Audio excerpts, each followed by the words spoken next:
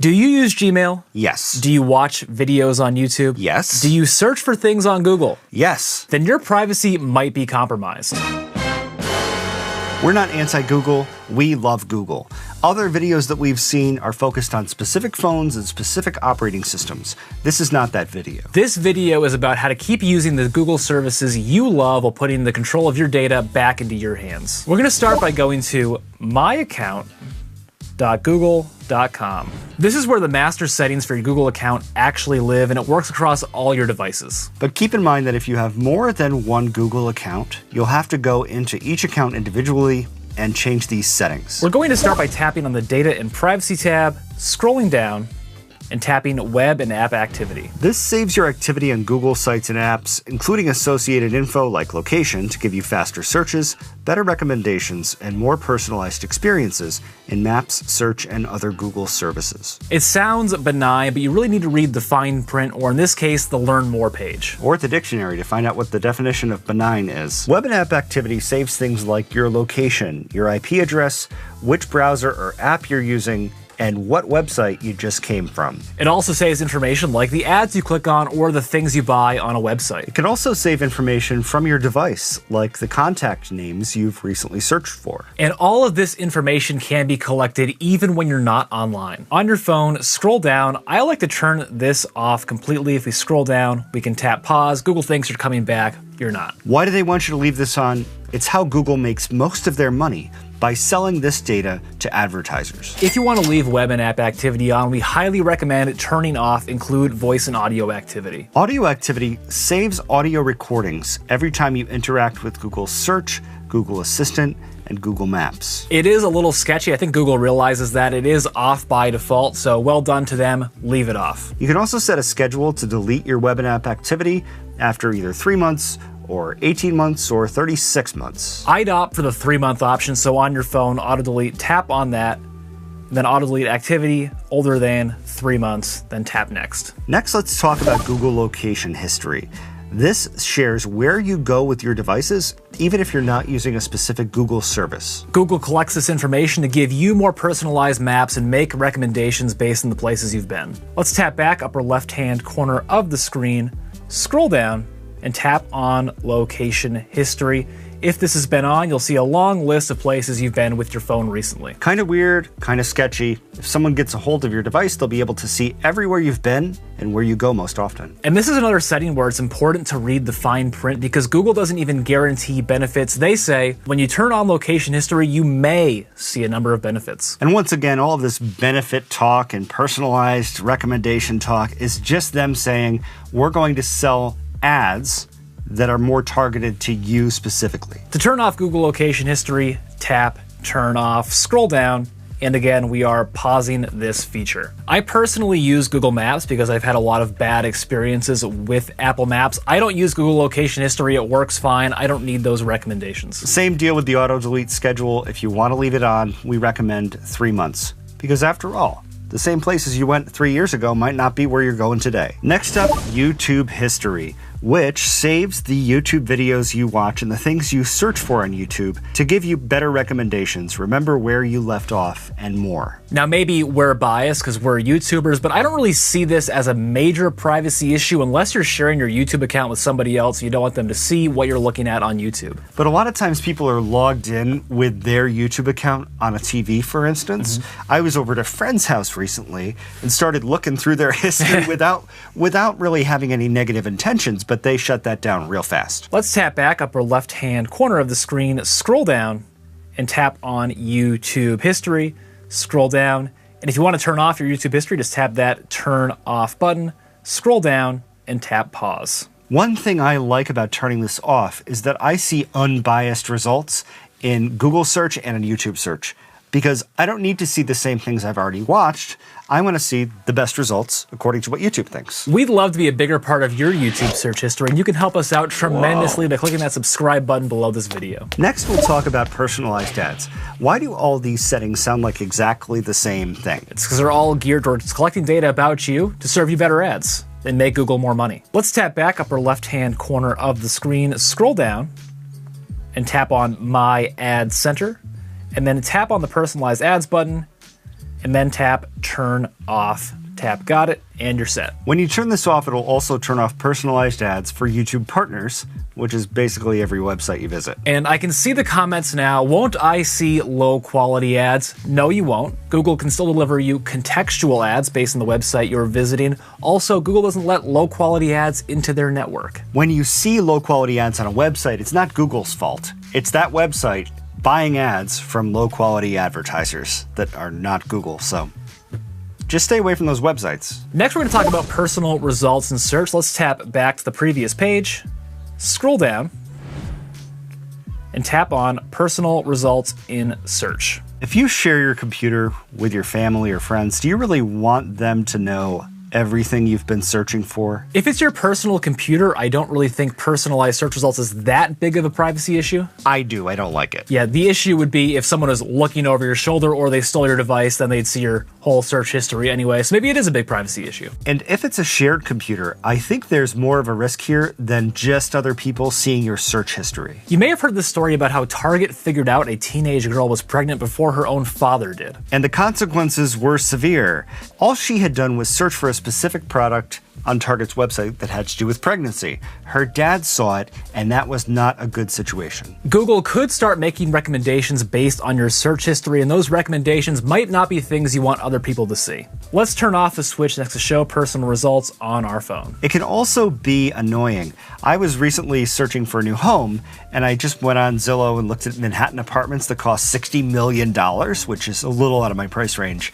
And now I'm getting all these recommendations for $60 million apartments, which I do not want. Next, we're going to talk about Google Fit privacy. These are really only relevant if you have a Google Fit device. We'll just touch on them quickly. Let's tap back upper left-hand corner of the screen, scroll down, and tap on Manage Google Fit Privacy. I completely understand that a lot of people wouldn't want their health and medical information stored in their Google account. Right at the top of the screen, your Fit data. If you tap on Manage Fit Data, you can see the data your Google Fit device has collected about you, and here's where you can delete that data from your Google account. We're not saying that Google isn't secure. They have the best of intentions.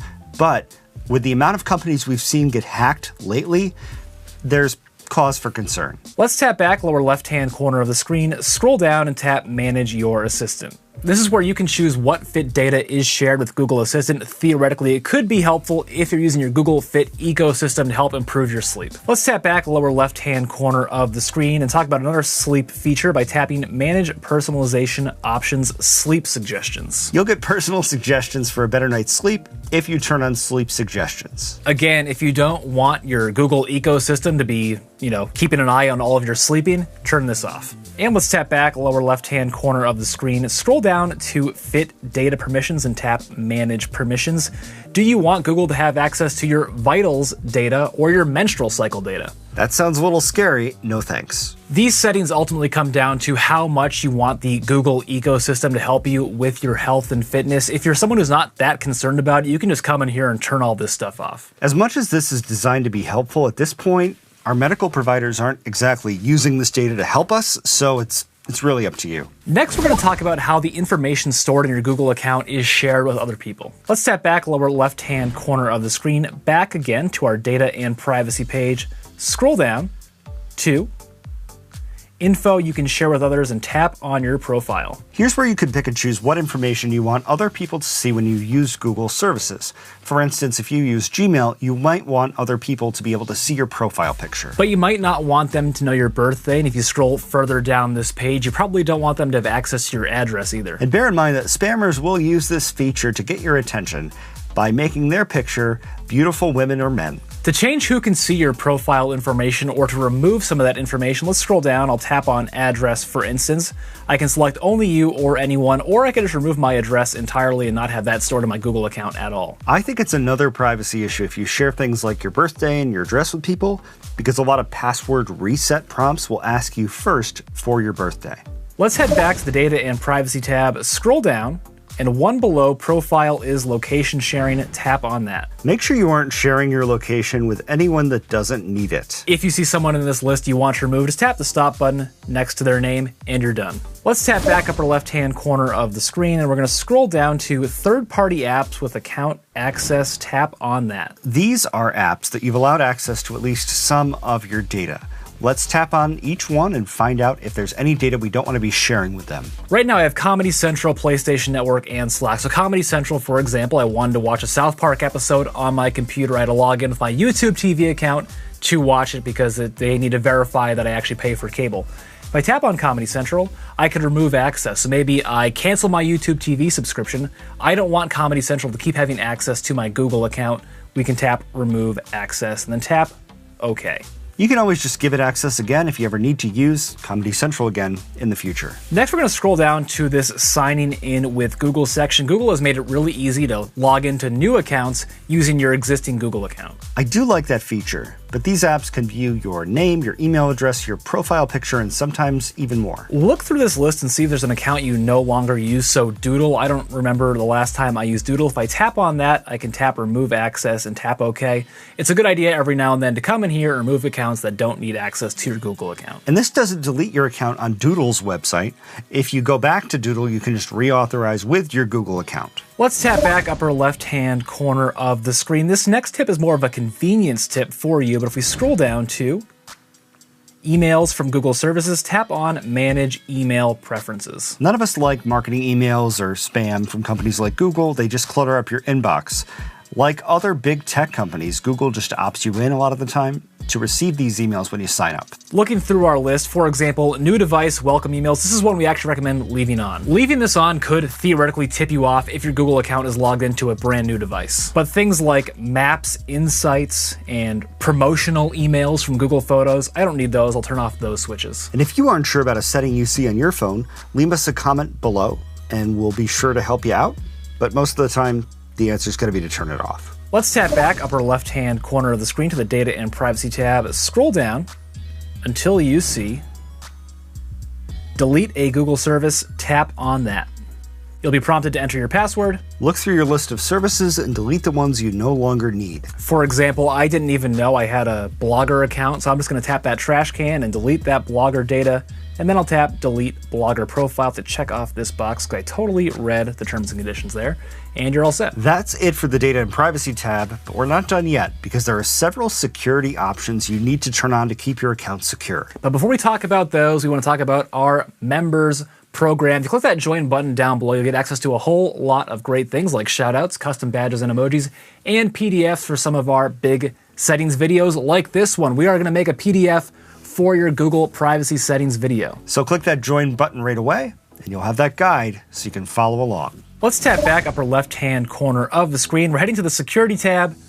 The first thing to take a look at here is two-step verification. It is 2023. You need to turn on two-step verification. Remember earlier when we were talking about signing into other Google services? Well, if this isn't turned on and someone gets your password, they have access not just to your Google account, but all those other services too. If two-step verification is off on your phone, tap on it and then follow the on-screen prompts. These days, there are a lot of things you can do. There's SMS, there's authenticator apps, and there's security keys. We made an entire video about security keys that work on both iPhones and Android phones. There's a link to that in the description below and a card up above. Also keep in mind that since Elon Musk changed the two-step verification rules for Twitter, a lot of fake authenticator apps have hit the App Store markets. Stick to Google Authenticator or Authy. And we'll stick links to those in the description section too.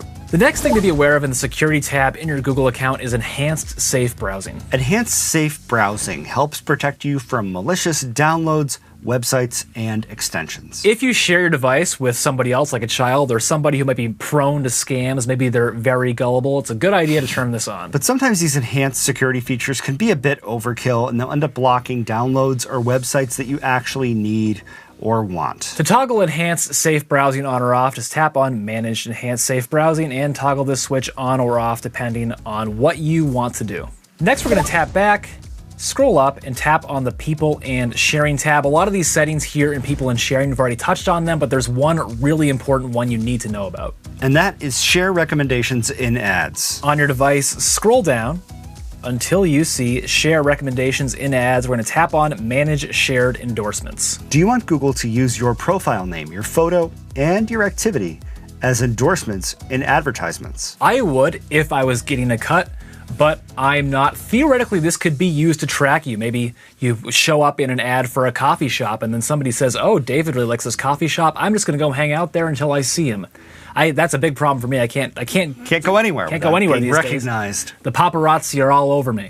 Or maybe you're an employee of another coffee shop, but you hate the coffee there. What are they going to think? Maybe you're applying for jobs. Yeah. On this shared endorsements page, scroll down and uncheck the box, and you're all set. While we wouldn't recommend sharing your recommendations in Google Ads, we would really appreciate it if you could just share this video with your friends on Facebook or other social media. Just click that share button below this video, and once you've done that, check out one of these next 2 videos to learn if your iPhone or Android is being tracked.